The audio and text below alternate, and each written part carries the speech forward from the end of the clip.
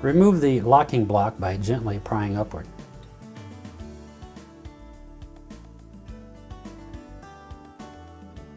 Gently pry the ejector upward. Remove the complete assembly, including the trigger and the trigger bar.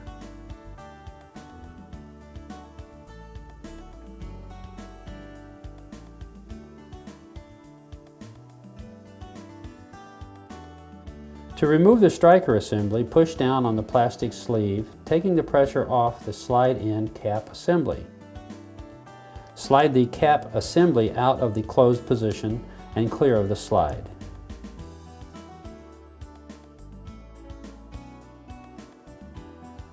Press the firing pin block to release any pressure. Push the striker assembly up and out of the slide. We recommend that you do not disassemble the striker assembly. There are two small pins located on the left side of the sear housing assembly. The pin closest to the muzzle is the small sear pin and doesn't go through the housing completely. Look into the housing and you will see the right end of the pin. Notice how the pin is placed over the internal spring. With a screwdriver, push the pin all the way to the left.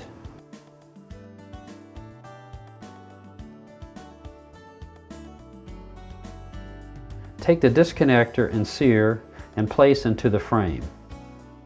The disconnector and sear are placed in the middle with the disconnector placed through the hole in the frame and the bottom resting on the trigger bow. Insert a punch through the push rod, the disconnector, and the sear.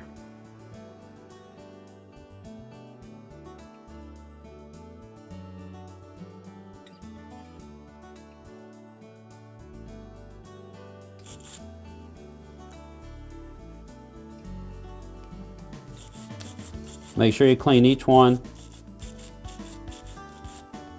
Get all of the debris off.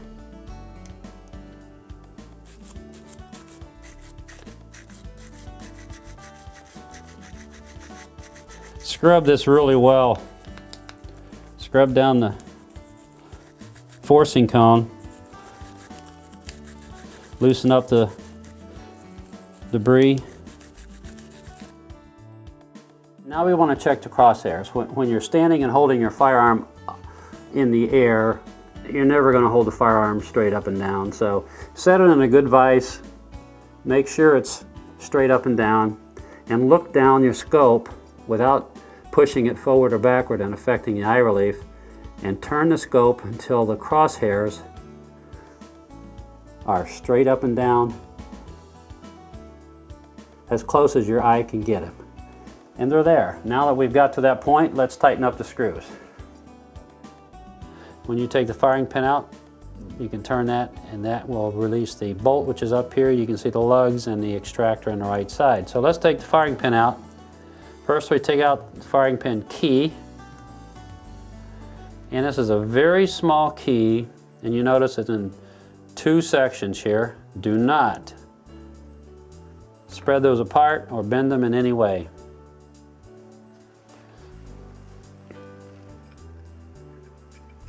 Slide the firing pin out, set it aside. Okay, you can see the pin is not pushed out all the way. There's no need to. Raise the firing pin slowly. There is a small spring seated under the firing pin.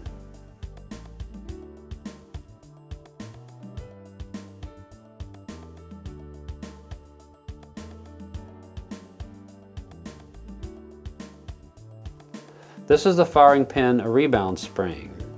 Notice one end is closed. This is the end that rests against the firing pin. Lay this down like this, and inside here, make sure that this is closed. You can see the cartridge block. That has to be depressed, and you just slide it apart.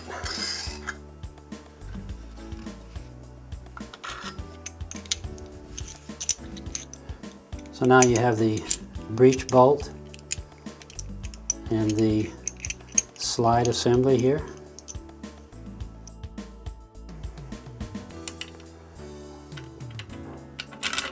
pull the trigger pin out. Same type of pin as the hammer pin. Same configuration, they're both identical. You take out the sear and the trigger. It's a Tapco trigger. And now we need to take out the safety. And to do that, there's a latch right here. Just take a screwdriver and get underneath it and pull it out like this. Once you've accomplished that, pull it backwards and pull down. And these can be very tight, and you may need a little assistance. I have a non-marring tool here, which I'm going to tap on a little bit.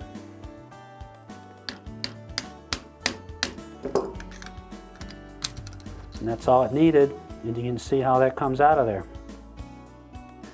The next piece we're going to take out of the receiver is the slide, and you can see that right here.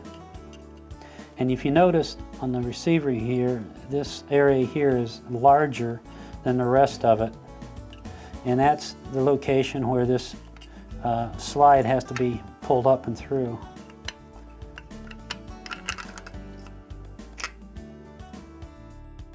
Spring will come out, and please notice which end was in first and came out last when you're disassembling this. Okay, next we're going to pull to the rear the bolt carrier and the bolt. Lift the carrier straight up, come underneath and push your bolt up, pull the bolt out. And as we take these apart, this is the follower pin. This part here is the catch for the operating rod. And as you can see down in here, we pull this out. You can see down in here it has a part that's called the accelerator. And that accelerator is held in place by an accelerator pin. We're not going to disassemble that. We'll just lay that down. Okay, we're going to remove the bolt. Grab the stud and pull the bolt back a little bit and bring it up.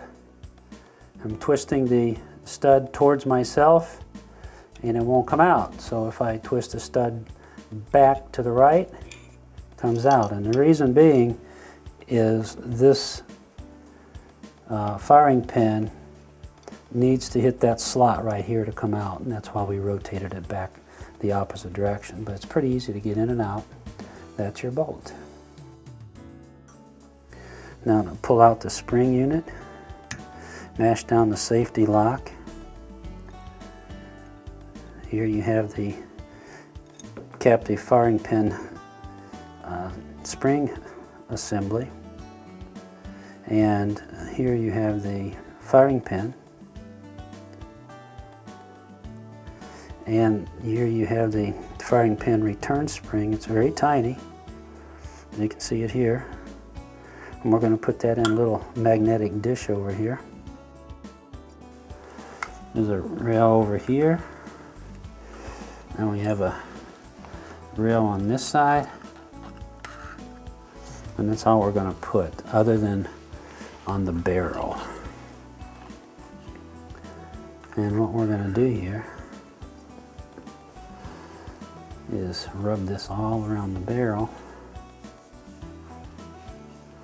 up underneath it as well. Okay, we're going to take the bolt apart for this Mini 14, and looking right here you see the extractor and the extractor plunger and spring underneath the plunger. Usually you might find an ejector right in here like you do on a Grand or carbine. This firearm does not have an ejector in this place. Now some of the older models will, but this is a new model and it doesn't.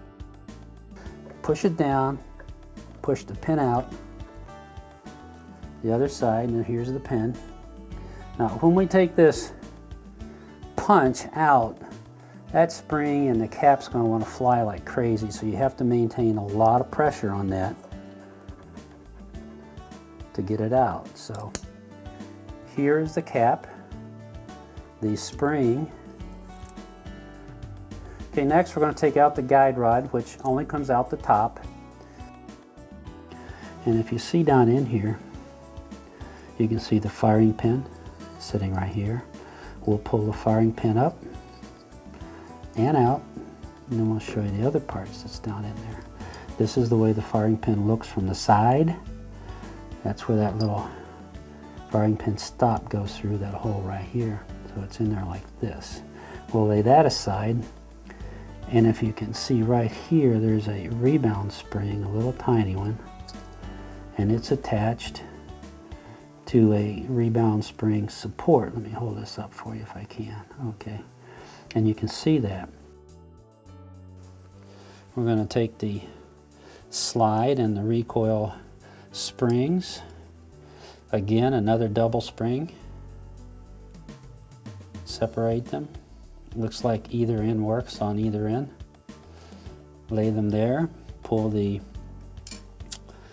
barrel out. And we now have the filled strip condition of the Hellcat. To remove the extractor, take a small screwdriver, place it between the extractor and the retractor pin, which is supported by the extractor pin spring. Now we want to push the pin this direction while we angle forward, getting underneath the extractor and popping it right out. Here's the extractor. We just removed the extractor right here. It sits right in here. The extractor pin that follows it, and the extractor spring, which is underneath the pin. When replacing the hammer strut, make sure the hammer's all the way forward. Place the hammer strut in and make sure it's seated, which it is. The hammer strut spring is next.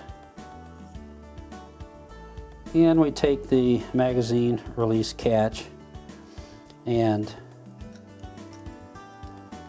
push this up so that these two studs go into these two grooves, which holds it in place.